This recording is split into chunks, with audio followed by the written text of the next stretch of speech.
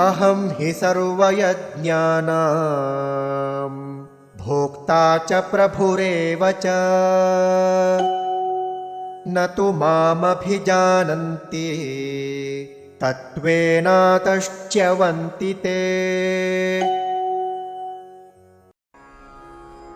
अहं हि सर्वयज्ञानां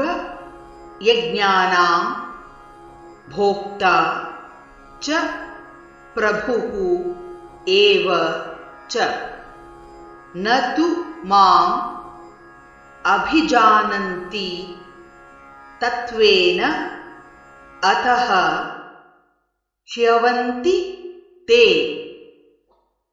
अहं हि सर्वयज्ञानां भोक्ता च प्रभुरेव च न तु मामभिजानन्ति तत्त्वेनातश्च्यवन्ति ते।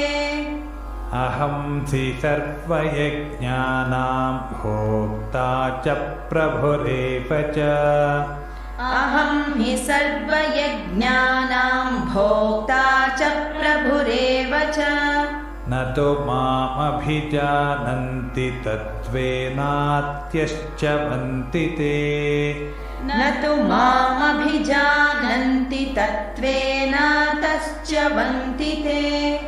अहं हि सर्वयज्ञानां भोक्ता च प्रभुरेव च न तु मामभिजानन्ति तत्त्वेनातश्च्यवन्ति ते। अहं हि सर्वयज्ञानां भोक्ता च प्रभुरेव च न तु मामभिजानन्ति तत्त्वेनातश्च्यवन्ति ते।